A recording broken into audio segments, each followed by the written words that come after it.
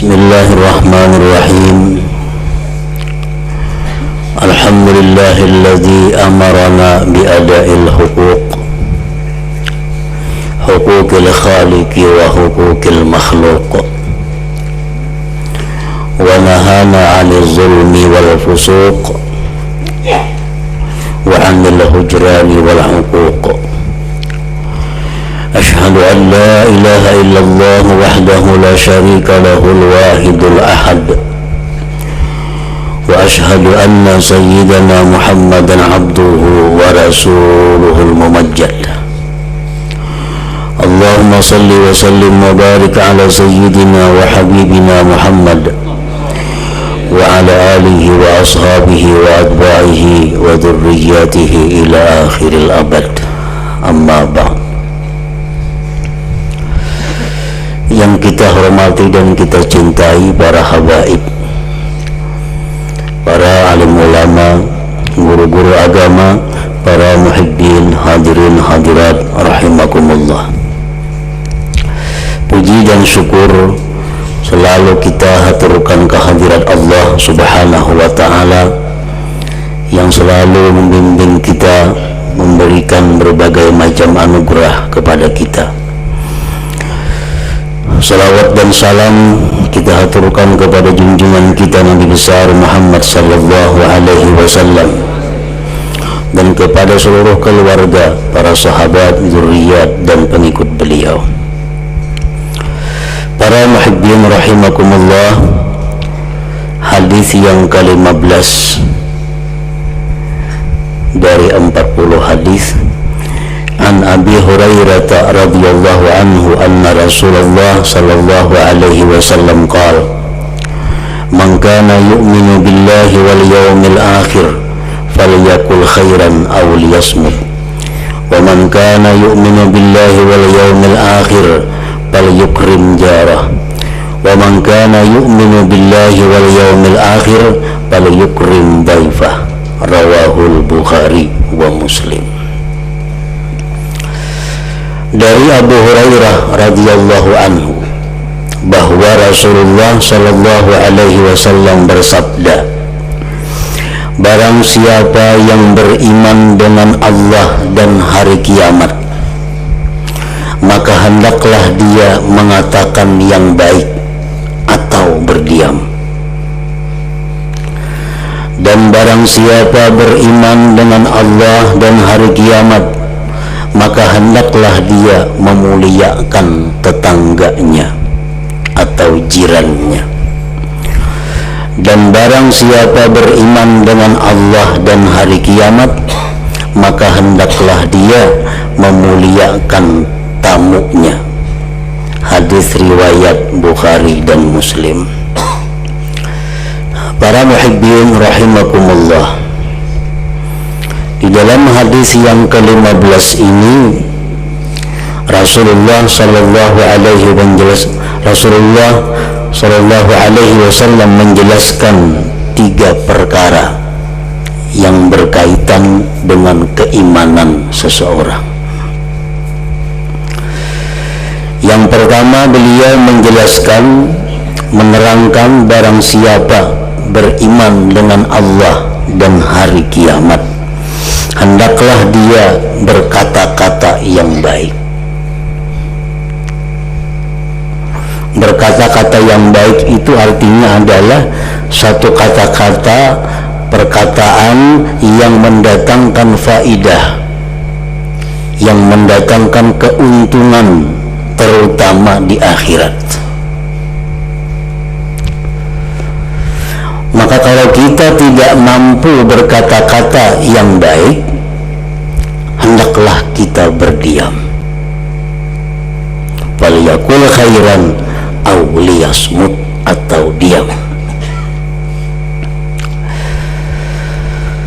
Sebagian ulama berkata, al-kalamu arba'atun dararun mahdun wa naf'un mahdun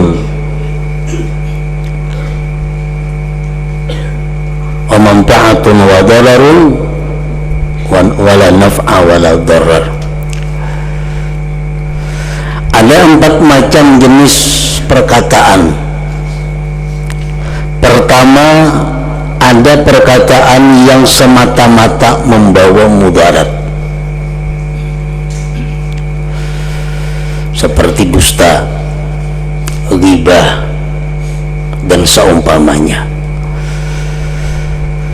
Nah, terhadap perkataan seperti ini kita sudah jelas dituntut untuk diam, tidak mengatakannya, tidak mengucapkannya.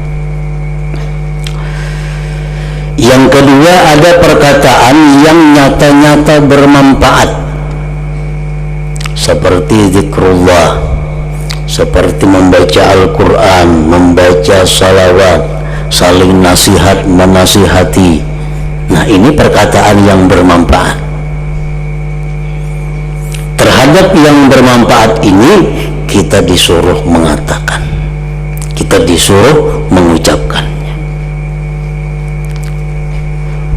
Yang ketiga, ada perkataan yang mengandung mudarat dan manfaat.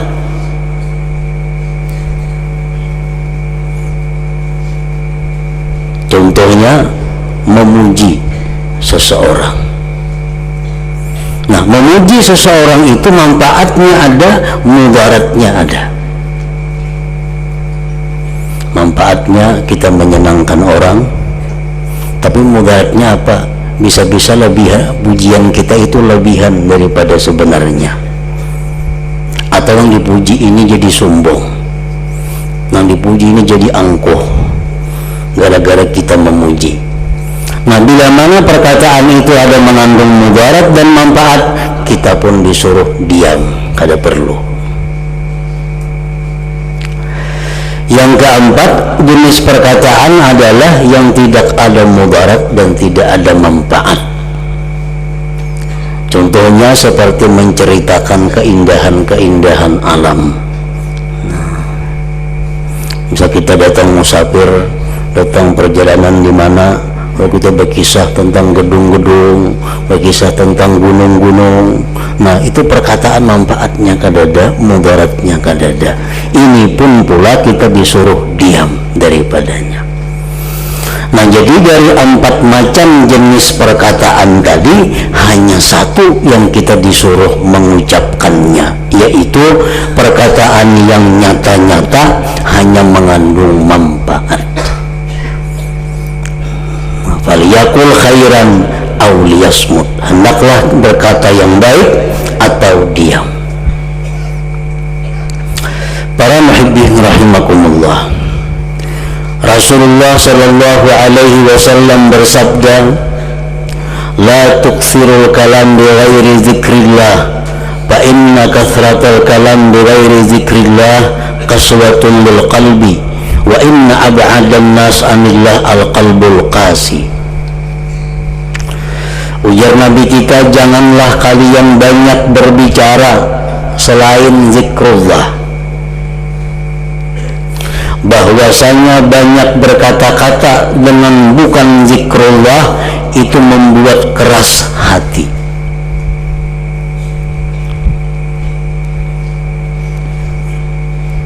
Perkataan yang artinya zikrullah itu bukan semata-mata la ilaha illallah, saling memberikan nasihat, saling wasiat mewasiati, termasuk zikrullah.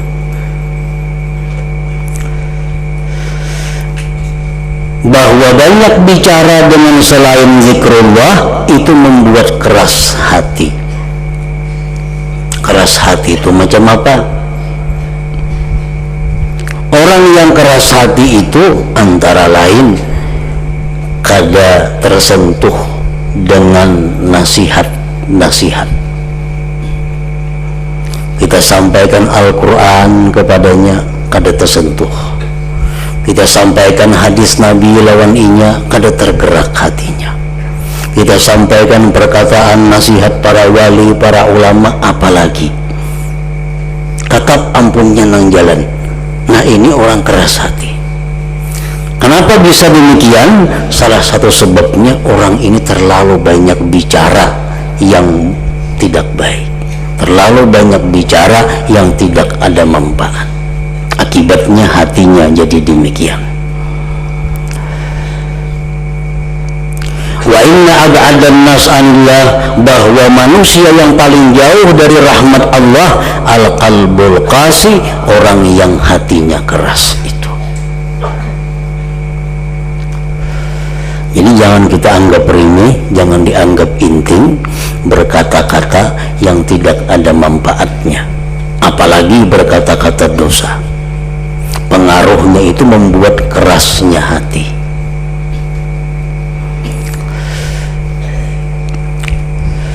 Orang mengingat dosa yang telah diperbuat, kalau hatinya lemah, hatinya lembut, dia akan menetiskan air mata. Tuh, ingat-ingat dosa-dosa bahari itu, kita ingat akan dosa bahari. Sopannya kita lawan Tuhan, waninya kita lawan Tuhan, ingatakan itu. Kalau hati kita ini lembut, menangis. Tapi kalau hati kita keras, kada tetangis. Itu salah satu alamat hati yang keras. Kada ada rasa menyesal terhadap perbuatan-perbuatan yang jahat yang pernah dilakukan.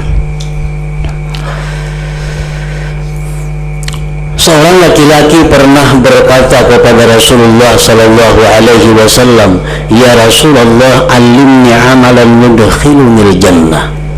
Wahai Rasulullah, ajari aku amalan yang aku masuk surga sebab amalan itu.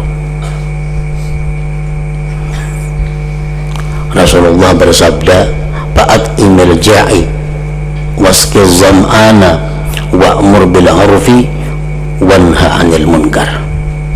Jar Nabi, kalau kita hendak masuk surga, amalannya beri makan orang yang lapar, minumi orang yang haus, laksanakan amar ma'ruf dan nahi munkar. Nah, ini amalan masuk surga. Fa illam tutik dzalik fakuffa lisanaka illa min khair.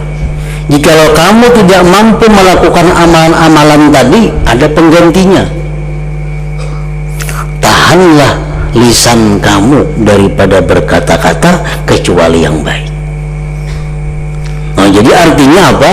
Kita menahan mulut kita daripada berkata-kata yang tidak baik, itu sangat besar pahalanya. Menempati memberi makan orang yang lapar, meminumi orang yang dahaga, dan melaksanakan amar ma'ruf nahi munkar. Sebagian ulama berkata bahwa ada amalan yang paling besar pahalanya dan paling intim ungkusnya, paling nyaman gawiannya. Apa amalannya? Menahan mulut daripada berkata-kata yang sia-sia. Intim biayanya. Dan kada sakit, mau uyuh awak kalau sembahyang, uyuh, puasa lapar. Kalau kita menahan mulut dari berkata-kata, nah palapahnya. Padahal pahalanya sangat besar. Nah, para muhibbin rahimakumullah, yang kedua, Rasulullah sallallahu alaihi wasallam bersabda, "Wa man kana yu'minu billahi wal yawmil akhir falyukrim jara." Siapa yang beriman dengan Allah, dengan hari kiamat, hendaklah memuliakan tetangganya, jirannya. Pengertian tetangga di sini mencakup 3 kelompok. Pertama, tetangga yang serumah. Siapa tetangga serumah? Pasangan hidup kita. Bini itu jiran juga ngarannya. Jiran yang paling parak nih tuh. Yang kedua, rumah yang berdampingan dengan kita. Jiran juga ngarannya. Yang ketiga, 40 buah ke muka, ke belakang, ke kanan, ke kiri. Itu disebut jiran juga. Nah, jadi memuliakan jiran mencakup arti ketiga-tiganya tadi. Para muhibbin rahimakumullah, bagaimana cara memuliakan jiran itu? Memuliakan memuliakan jiran itu adalah dengan cara menunaikan segala hak-hak jiran yang ada pada diri kita. Bila mana kita mampu menunaikan hak jiran, berarti kita memuliakan mereka. Rasulullah sallallahu alaihi wasallam bersabda, "Atadri ma haqqul jar?" Tahukah engkau apa itu hak tetangga? Idza sta'anaka a'antah. Bila dia minta tolong kepada engkau, maka tolonglah dia. Nah, kalau jiran minta bantuan kepada kita, bantulah dia. Wa idza istaqradaka aqradtah. Bila dia mau berhutang kepada engkau, hutangilah dia. Wa idza taqara utta alaih. Bila dia susah fakir, bantulah atasnya. Wa idza marida utta. Bila dia sakit, jenguklah dia. Wa idza asabahu khairun hannaita. Bila dia dapat kesenangan, bila dia dapat kebaikan, engkau tampakkan kegembiraan engkau kepadanya. Kita umpat jiwa gembira. Wa idza asabathu musibah azzaita. Bila mengenai akan dia satu musibah, maka engkau hiburlah dia. Wa idza mata ittaba'aka janazatah. Bila dia mati, maka engkau ikutlah jenazahnya. Wala tastatil alaihi bil bina fatahjub anhu ar-rih illa bi'idhnih. Jangan kau membangun bangunan lebih tinggi daripada rumahnya, karena akan mendinding angin udara daripadanya, kecuali seizin dia. Wala tu'dhihi bi qutari rihi kidrika illa an taghrifa lahu minha. Jangan kau sakiti tetangga itu dengan aroma makanan yang ada pada engkau, kecuali engkau kasih akan dia. Misalnya ngagoreh talangkah umpamanya, nah kada keciuman nggak situ kamari baunya, kasihan orang mencium mana aja diberi iya maka.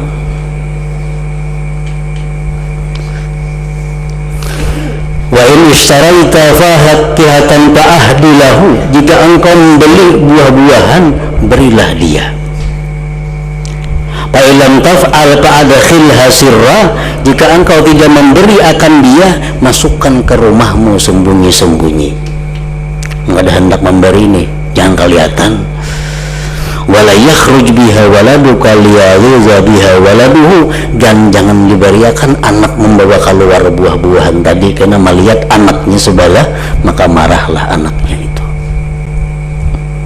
Nah, ini bagian daripada hak tetangga. Bila mana kita mampu melaksanakan itu, maka kita termasuk orang yang memuliakan jiran, tetangga, sebagaimana yang disampaikan oleh Rasulullah sallallahu alaihi wasallam. Para muhibbin rahimakumullah, Rasulullah bersabda, la yu'addi haqqal jar illa qalilun mimman rahimallah. Tidak akan bisa menunaikan hak tetangga tadi kecuali hanya sedikit orang-orang yang disayangi oleh Allah subhanahu wa ta'ala. Jadi kalau kita memaham daripada hadis yang tersebut tadi, ada dua hal untuk tetangga. Yang pertama, yang tertinggi, bahwa kita berbuat baik kepada mereka dan bersabar atas gangguan-gangguan mereka. Ini tingkatan yang tertinggi. Kalau kita berbuat baik, kalau inya kada berbuat baik, kita sabar menghadapinya. Nah, ini tingkatan yang tertinggi yang menunjukkan kesempurnaan iman seseorang. Berbuat baik kepada tetangganya, menghormati tetangganya dengan menunaikan hak-hak tadi. Namun bila dia dizalimi oleh tetangga, dia tidak akan membalasnya, bahkan dia sabar dengannya. Ini nomor satu. Apabila kita tidak mampu yang nomor satu itu, minimal kita di nomor dua. Nah, kalau kita kada mampu berbuat baik kepada tetangga, maka jangan sekali-kali menyakiti atau mengganggu tetangga. Nah, itu minimal. Sudah berbuat baik lawan tetangga kada, mengganggu barang jangan, menyakiti jiran barang jangan, karena ini merupakan akhir atau ujung daripada keimanan seseorang. Kalau sudah kita mengganggu tetangga dengan bentuk apapun, itu sudah tergolong orang-orang yang kurang imannya. Jangan sampai kita termasuk dalam golongan yang kurang iman. Ya minimal kalau kita kada berbuat baik, jangan menyakiti, jangan mengganggu tetangga. Para muhibbin rahimakumullah, Rasulullah sallallahu alaihi wasallam bersabda, "Man adza jarahu faqad adzani wa man adzani faqad adzallah." Siapa yang mengganggu tetangga berarti mengganggu aku, kata Rasulullah. Siapa yang mengganggu aku, menyakiti aku, berarti menyakiti Allah subhanahu wa ta'ala. Nah, ini kedudukan tetangga. Kalau kada kau berbuat baik, jangan mengganggu, jangan menyakiti.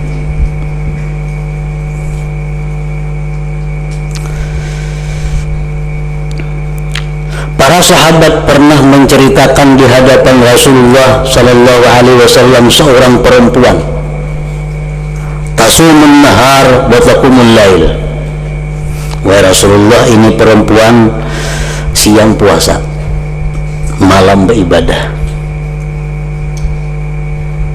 Wa tu'zi jaraha, tapi dia berkata-kata menyakiti hati tetangganya. Kalau soal puasa, nomor satu, bangun malam, ini perempuan bangun malam. Tapi bila berkata-kata, padas tersinggung orang sebelah. Apa Rasulullah menjawab?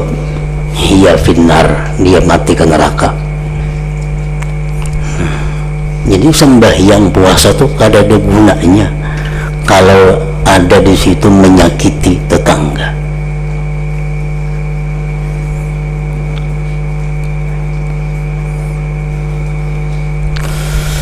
Dalam kesempatan lain Rasulullah sallallahu alaihi wasallam bersabda, "Wallahi la yu'minu, wallahi la yu'minu, wallahi la yu'minu." 3 kali beliau bersumpah. Ujar Nabi, demi Allah tidak beriman, demi Allah tidak beriman, demi Allah tidak beriman. Sahabat ini bingung, luar biasa ini. Siapa wahai Rasulullah? Beliau menjawab, man la ya'manu jaruhu bawa'iqahu. Orang yang tetangganya tidak merasa aman daripada kejahatannya. Orang merasa kada aman dengan inyan sebelah itu, nah. Baik tingkah lakunya, baik kata-katanya, baik kelakuannya, maulah orang pusing. 3 kali Rasulullah mengatakan la yu'minu, orang itu tidak beriman. Dan di dalam masalah jiran ini tidak ada kecuali. Bahkan orang yang kafir pun kalau dia jiran, ada hak yang mesti kita hormati. Jangan hanya orang Islam, orang kafir pun kalau masuk tetangga kita, itu ada hak yang mesti kita berikan. Apalagi orang fasik di bawah kafir, apalagi orang yang kada fasik, yang bujur-bujur adil.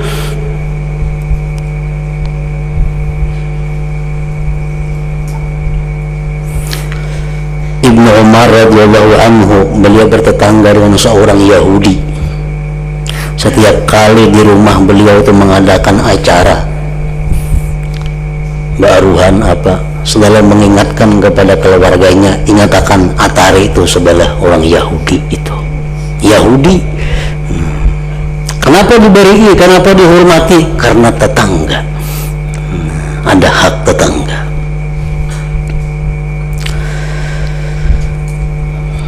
Para muhibbin rahimakumullah, Rasulullah SAW bersabda, "Ma taqulu biz-zina?" Qalu haramun harramahullah wa rasuluh bahwa haramun ila yaumil qiyamah. Faqala Rasulullah sallallahu alaihi wasallam, la ayyazni ar-rajul bi 'ashri niswatin aysaru alayhi min ayyazni bi mura'ati jarih. Qala fama taqulu bis sariqah? Faqalu haramun harramahullah wa rasuluh fahiya haram. Qala la ayyasriqa ar-rajul min 'ashrati abyad aysaru alayhi min ayyasriqa min baiti jarih. Rasulullah bertanya kepada sahabat, apa pendapat kalian tentang perzinahan? Sahabat menjawab, itu diharamkan Allah. Beliau berkata, sungguh berzina seorang laki-laki dengan 10 orang perempuan lebih inting, lebih ringan daripada berzina dengan perempuan tetangganya. Beliau bersabda lagi, apa pendapat kalian tentang mencuri? Sahabat berkata, itu haram. Allah mengharamkan dan Rasulnya pun mengharamkan. Rasulullah bersabda, sungguh mencuri seseorang 10 buah rumah itu lebih inting daripada mencuri 1 buah rumah tetangga. Karena yang demikian sudah mengganggu, menyakiti dengan tetangganya. Wallah la yu'minu, tidak beriman, kata Rasulullah, orang yang tetangganya merasa kada aman terhadap tingkah laku, perbuatan atau perkataannya. Yang ketiga, Rasulullah bersabda, "Ya man kana yu'minu billah wal yawmil akhir falyukrim daifah." Siapa yang beriman dengan Allah, dengan hari kiamat, hendaklah dia memuliakan tamunya. Bagaimana maksud memuliakan tamu ini? Para ulama pensyarah hadis ini mengatakan, maksud dengan memuliakan tamu itu adalah ihsanu diyafatihi, baik dalam pelayanan terhadap tamu. Kayak apa baik pelayanan dengan tamu itu? Pertama, bil busyri fi wajhi, menampakkan kegembiraan di wajahnya. Wa bil hadis ma'ahu, dan baik perkataan besertanya tamu itu. Wa basti firashin lahu, menguraikan hamparan baginya, menguraikan tikar, menguraikan hambal karena kedatangan tamu tadi. Wa it'amihi thalathata ayyam, dan memberi makan dia selama 3 hari. Nah, ini contoh keterangan tentang bagaimana berbuat baik kepada tamu, arti memuliakan tamu tadi. Bagaimana hukumnya memuliakan tamu itu? Imam yang 3, Syafi'i, Imam Maliki, Imam Abu Hanifah mengatakan bahwa memuliakan tamu tadi hukumnya adalah sunnat. Sedangkan Imam Ahmad bin Hanbal mengatakan hukumnya adalah wajib. Nah, para muhibbin rahimakumullah, walaupun sunat, hukumnya kita memuliakan tamu. Artinya kalau kita ada tamu, kita kada hendak melayani, kada berdosa. Menurut mazhab yang 3. Nah, mazhab Imam Ahmad bin Hanbal, kalau kita tamu itu wajib dilayani, dihormati 3 hari 3 malam. Indah itu bila kada bulik, boleh suruh bulik. 3 hari 3 malam itu batasnya. Mengambil pada 3 hari, nah, boleh disuruh bulik. Imam kita Syafi'i, Abu Hanifah, Imam Maliki, beliau mengatakan bahwa urusan kita menghadapi tamu, menerima tamu itu sunat. Nah, walaupun sunat tetapi pahalanya sangat besar dan berkah yang diberikan Allah kepada yang menerima tamu ini pun sangat besar. Manfaatnya dunia akhirat sangat besar. Pernah diceritakan salah seorang waliullah yang bernama Abdullah bin Mubarak. Beliau satu hari kedatangan tamu. Nah, untuk menghormati tamu disiapkanlah makanan. Makanannya ada, iwaknya kadada. Sidin ringkas kata, ada misi kuda, sidin sumbalih kuda. Tuga kuda tunggangan seorang tuh, sumbalih sidin.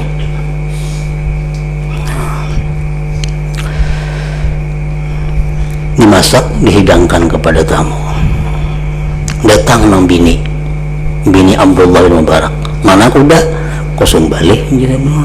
Nah, pada sumbalih kuda. Tadi ada tamu datang. Iwak kadada, kuda itu sumbalih. Bertengkar lawan nang bini.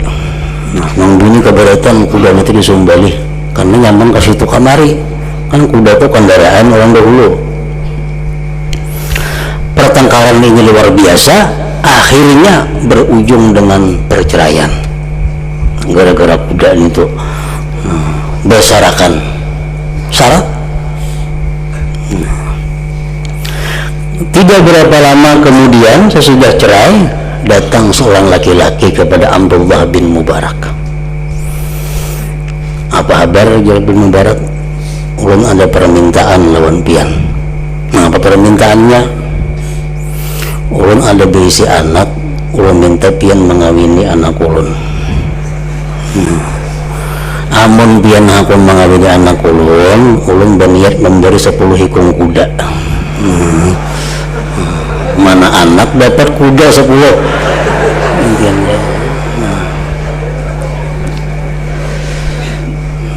Berkat apa? Memuliakan tamu. Jadi walaupun sunat memuliakan tamu, tapi manfaatnya, berkahnya, pahalanya sangat besar, baik dirasakan di alam dunia apalagi di akhirat. Nah, kemudian hadis yang ke-16 ila hadratin Nabi sallallahu alaihi wasallam. Al-Fatihah. Bismillahirrahmanirrahim.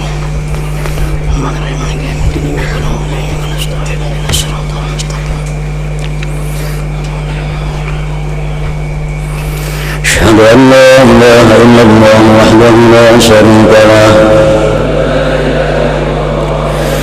وأشهد أن سيدنا محمدا عبده ورسوله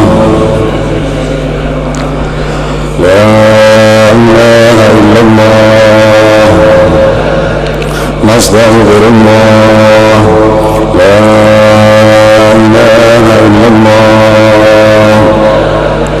نستغفر الله لا إله إلا الله نستغفر الله لا إله إلا الله ونتوب إلى الله لا إله إلا الله محمد رسول الله صلى الله عليه وسلم فيا أيها الرجل منه شفاعة صلوا عليه وسلموا تسليما